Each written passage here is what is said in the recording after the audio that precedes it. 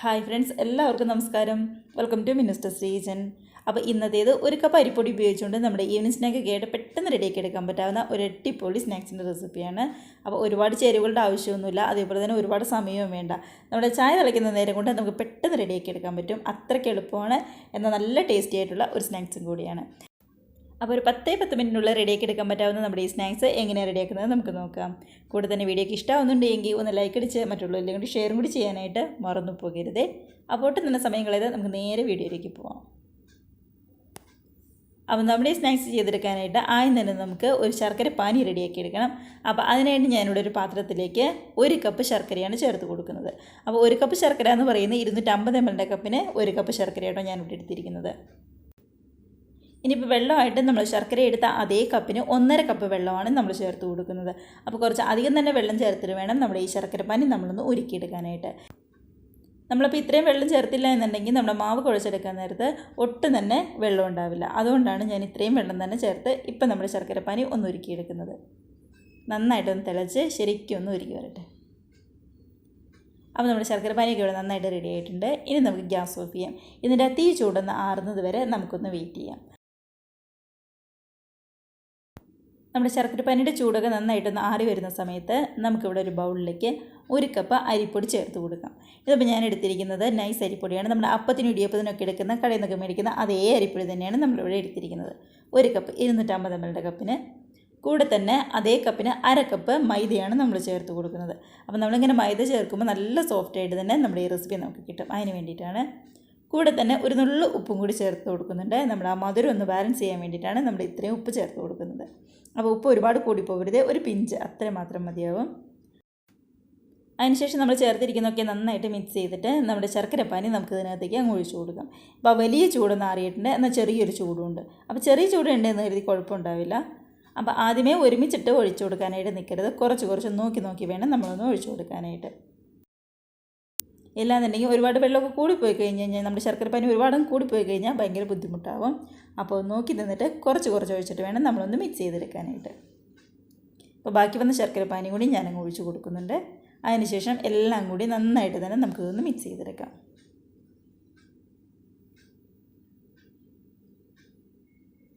ഇപ്പോൾ ഇതാ നമ്മുടെ മിക്സൊക്കെ ആണെങ്കിലും ഇവിടെ നന്നായിട്ട് റെഡി ആയിട്ടുണ്ട്. കണ്ടോ, നമ്മൾ അത്രയും ശർക്കരപ്പാനി എടുത്തുകൊണ്ട് കറക്റ്റായിരുന്നു. അപ്പോൾ ഒരുപാട് കൂടുതലൊന്നുമില്ല, കുറവുമില്ല, കറക്റ്റായിട്ട് തന്നെ നമുക്ക് കിട്ടിയിട്ടുണ്ട്. അപ്പോൾ ഒട്ടും തന്നെ കട്ടകളൊന്നുമില്ലാതെ ഇതേപോലെ നന്നായിട്ടൊന്ന് മിക്സ് ചെയ്തെടുക്കുക. ഇനി നമ്മൾ അതിനകത്തേക്ക് ചേർത്ത് കൊടുക്കുന്നത് നമ്മുടെ റവയാണ്. അപ്പോൾ റവ ചേർത്ത് കൊടുക്കുമ്പോൾ 2 ടേബിൾ സ്പൂൺ റവ മാത്രം ചേർത്താൽ മതി. ഇതിപ്പോൾ റോസ്റ്റ് ചെയ്ത റവയൊന്നുമില്ല കേട്ടോ, സാധാരണ റവ തന്നെയാണ്. അതും കൂടി ചേർത്ത് ഒന്നും കൂടി നമുക്ക് നന്നായിട്ട് ഒന്ന് മിക്സ് ചെയ്തെടുക്കാം. അപ്പോൾ ഈ സമയത്ത് ഏലക്കപ്പൊടിയുടെ ടേസ്റ്റൊക്കെ ഇഷ്ടമാണ് എന്നുണ്ടെങ്കിൽ അതൊക്കെ ചേർത്ത് കൊടുക്കുക കേട്ടോ. അതൊക്കെ നമ്മുടെ ഇഷ്ടം പോലെ നമുക്ക് ചെയ്യാവുന്നതേ ഉള്ളൂ. കൂടെ തന്നെ ഒരു 1/4 കപ്പ് നമ്മുടെ തേങ്ങാക്കൊത്തുണ്ടല്ലോ, അതും കൂടി ചേർത്ത് കൊടുക്കുന്നുണ്ട്. ഇനിയിപ്പോൾ നമ്മൾ ഈ തേങ്ങാക്കൊത്ത് നെയ്യിൽ പതുക്കെ ഒന്ന് ചൂടാക്കിയിട്ട് ചേർക്കാൻ ഇഷ്ടമുണ്ടെങ്കിൽ അങ്ങനെയും ചേർത്ത് കൊടുക്കാം. അതിൻ്റെ കൂടെ തന്നെ കറുത്ത എള്ള് ചേർക്കാൻ ഇഷ്ടമുള്ളവരാണെങ്കിൽ അതൊക്കെ നമ്മുടെ ഇഷ്ടത്തിനനുസരിച്ച് നമുക്ക് കുറച്ചോ കൂടുതലോ ചേർത്ത് കൊടുക്കാവുന്നതേ ഉള്ളൂ. ഇനിയിപ്പോൾ നന്നായിട്ട് പൊങ്ങി വരാൻ വേണ്ടി ഒരു 1/4 ടീസ്പൂണിൻ്റെ അടുത്തേക്ക് ബേക്കിംഗ് സോഡയാണ് നമ്മൾ ചേർത്ത് കൊടുക്കുന്നത്. ആ ബേക്കിംഗ് സോഡ ചേർത്ത് കൊടുക്കുമ്പോൾ ശരിക്കും നന്നായിട്ട് തന്നെ നമ്മുടെ നെയ്യപ്പം ഉണ്ണിയപ്പം ഒക്കെ ഇങ്ങനെ പൊങ്ങി വരില്ലേ, അതേപോലെ ഇങ്ങ് പൊങ്ങി വരും. നമ്മളിങ്ങനെ ബേക്കിംഗ് സോഡ ചേർക്കുന്നുണ്ട് ഉള്ളാണെങ്കിലും നല്ല സോഫ്റ്റായിട്ട് നന്നായിട്ട് പൊങ്ങി വരികയും ചെയ്യും. അതേപോലെ തന്നെ റവയൊക്കെ ചേർത്തുകൊണ്ട് തന്നെ പുറം ഭാഗമൊക്കെ ആണെങ്കിൽ നല്ല ക്രിസ്പിയായിട്ട് നമുക്ക് കിട്ടുകയും ചെയ്യും. ഇടയ്ക്ക് ആ തേങ്ങാക്കൊത്തൊക്കെ അടിക്കാൻ കിട്ടുമ്പോൾ ഒരു പ്രത്യേക ടേസ്റ്റ് തന്നെ ഉണ്ടാവുമല്ലോ. സൂപ്പർ ടേസ്റ്റാണ്, ട്രൈ ചെയ്ത് നോക്കാം കേട്ടോ. കാരണം നമ്മുടെ മാവിൻ്റെ പരുവെന്ന് പറയുന്നത് ഇതാണ്. ഇതിപ്പോൾ ഒരുപാട് അങ്ങ് കട്ടിക്കുമല്ല, എന്നാൽ നല്ല ലൂസായിട്ടല്ല ഇരിക്കുന്നത്, കറക്റ്റായിട്ടാണ് നമുക്ക് കിട്ടിയിരിക്കുന്നത്. അപ്പോൾ ഈ ഒരു പരുവത്തിന് നമ്മുടെ മാവ് ഒന്ന് എത്തിക്കാനായിട്ട് ഒന്ന് ശ്രദ്ധിക്കുക. അപ്പോൾ ഒരു 1.5 കപ്പ് വെള്ളം ചേർത്ത് നമ്മുടെ ശർക്കരപ്പാനി റെഡി ആക്കി കഴിഞ്ഞാൽ അത്യാവശ്യം നല്ല രീതിയിൽ തന്നെ നമുക്ക് കിട്ടും. അപ്പോൾ അത്രയേ ഉള്ളൂ നമ്മുടെ മാവിൻ്റെ റെസിപ്പി എന്ന് പറയുന്നത്. അപ്പോൾ ഇനി നമുക്ക് നേരെ ഇങ്ങ് ഫ്രൈ ചെയ്തെടുക്കാം. അപ്പോൾ അതിനായിട്ട് എണ്ണയൊക്കെ ആണെങ്കിലും നന്നായിട്ട് തന്നെ ചൂടായി വന്നിട്ടുണ്ട്. നമ്മുടെ എണ്ണയൊക്കെ ആണെങ്കിൽ നന്നായിട്ട് ചൂടായതിന് ശേഷം ഗ്യാസ് ഒരു മീഡിയത്തിലേക്ക് മാറ്റുക. അതിന് ശേഷം വേണം നമ്മുടെ മാവ് ഇതിനകത്തേക്ക് ഒഴിച്ചു കൊടുക്കാനായിട്ട്. അപ്പോൾ ഇതേപോലെ കുഴിയുള്ള തവിയിൽ ഓരോ തവി വീതം വേണം നമ്മളൊന്ന് ഒഴിച്ചു കൊടുക്കാൻ. നമ്മളിപ്പോൾ ആ ചൂട് എണ്ണയിലേക്ക് ഇട്ടതുകൊണ്ട് തന്നെ നന്നായിട്ട് ഇങ്ങ് പൊങ്ങി വരും. ശരിക്കും നമ്മുടെ പൂരിക്കൊക്കെ പൊങ്ങി വരില്ലേ, അതേപോലെ ഇങ്ങ് പൊങ്ങി വന്നോളും. അപ്പോൾ അതിൻ്റെ മേൽഭാഗത്തേക്കും കുറച്ചും കൂടി എണ്ണ ഇതേപോലെ ഒന്ന് ഒഴിച്ചു കൊടുക്കുക. അതിനുശേഷം ഒരു വശമൊക്കെ റെഡിയായി കഴിയുമ്പോൾ നമുക്കിത് പതുക്കെ ഒന്ന് മറിച്ചിട്ട് കൊടുക്കാം. അങ്ങനെ 2 വശം റെഡിയായി കഴിയുമ്പോൾ നമുക്കിത് കോരിയെടുത്ത് മാറ്റി വയ്ക്കാവുന്നതേ ഉള്ളൂ. കണ്ട, ഒരു മീഡിയത്തിൽ തന്നെ ഇട്ടതുകൊണ്ട് ഒട്ടും തന്നെ കരിഞ്ഞൊന്നും പോയിട്ടില്ല, എന്നാൽ ഒരുപാട് എണ്ണയൊന്നും കുടിക്കാതെ നന്നായിട്ട് തന്നെ നമുക്ക് കിട്ടിയിട്ടുണ്ട്. 2 വശം റെഡിയായി കഴിയുമ്പോൾ നമ്മളിങ്ങ് കോരിയെടുത്ത് മാറ്റി വയ്ക്കുവാണ്. അപ്പോൾ ഇതേപോലെ തന്നെ നമുക്ക് ബാക്കിയുള്ളതും പെട്ടെന്ന് ചെയ്തെടുക്കാം. ഇനിയിപ്പോൾ ഇത്രയും തന്നെ കുഴിയുള്ള കയ്യിലില്ല എന്നുണ്ടെങ്കിൽ നമ്മുടെ ചെറിയ സ്പൂൺ ഉണ്ടല്ലോ, അതിനകത്ത് ഓരോരോ സ്പൂൺ വീതം വെച്ച് ഒഴിച്ചു കൊടുത്താൽ മതി.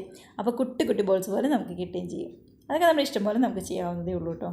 ഞാനിവിടെ ഈ നെയ്യപ്പത്തിൻ്റെ ഈ ഒരു ഷേപ്പിൽ അങ്ങ് ചെയ്യുന്നു എന്ന് മാത്രമേ ഉള്ളൂ. അപ്പോൾ നമ്മുടെ അരിപ്പൊടിയും അതേപോലെ തന്നെ മൈദയൊക്കെ ഉപയോഗിച്ചുകൊണ്ട് എല്ലാവരും ഇതേപോലെ ഒന്ന് ട്രൈ ചെയ്ത് നോക്കുക. ഉറപ്പായിട്ടും നിങ്ങൾക്ക് ഇഷ്ടമാവും. അവർ ചൂടോടുകൂടി ചൂട് ചായയുടെ കൂടെ കഴിക്കാനായിട്ട് നല്ല സൂപ്പർ ടേസ്റ്റ് ആയിരിക്കും. ഒരുപാട് സമയമൊന്നും വേണ്ടല്ലോ, നമ്മുടെ ചായ തിളയ്ക്കുന്ന നേരം കൊണ്ട് നമുക്കതങ്ങ് ചെയ്തെടുക്കാവുന്നതേ ഉള്ളൂ. അപ്പോൾ എല്ലാവരും ഏറ്റവും എളുപ്പത്തിൽ ട്രൈ ചെയ്ത് നോക്കി മറക്കാതെ കമൻസൊക്കെ അറിയിക്കുക. അതേപോലെ തന്നെ വീഡിയോയ്ക്ക് ഇഷ്ടമായിട്ടുണ്ടെങ്കിൽ ഒന്ന് ലൈക്ക് അടിച്ച് മറ്റുള്ളവരിലേക്കും കൂടി നമ്മുടെ ഈ റെസിപ്പി ഒന്ന് ഷെയർ കൂടി ചെയ്യാനായിട്ട് മറന്നു പോകരുത്. അതേപോലെ തന്നെ ആദ്യമായിട്ട് നമ്മുടെ ചാനൽ ആരെങ്കിലും കാണുന്നവരുണ്ടെങ്കിൽ വീഡിയോയ്ക്ക് ഇഷ്ടമായിട്ടുണ്ടെങ്കിൽ നമ്മുടെ ചാനലും കൂടി ഒന്ന് സബ്സ്ക്രൈബ് ചെയ്ത് സപ്പോർട്ട് ചെയ്യണം കേട്ടോ. നമുക്കിപ്പോൾ ഇതുപോലുള്ള നല്ല പുതിയ പുതിയ റെസിപ്പീസിൻ്റെ വീഡിയോ ഒക്കെ ആയിട്ട് വീണ്ടും കാണാം. അതുവരെ എല്ലാവരും നമ്മുടെ റെസിപ്പി കഴിച്ച് നല്ല ഹാപ്പി ആയിട്ട് ഹെൽത്തി ആയിട്ട് ഇരിക്കുക. ബൈ.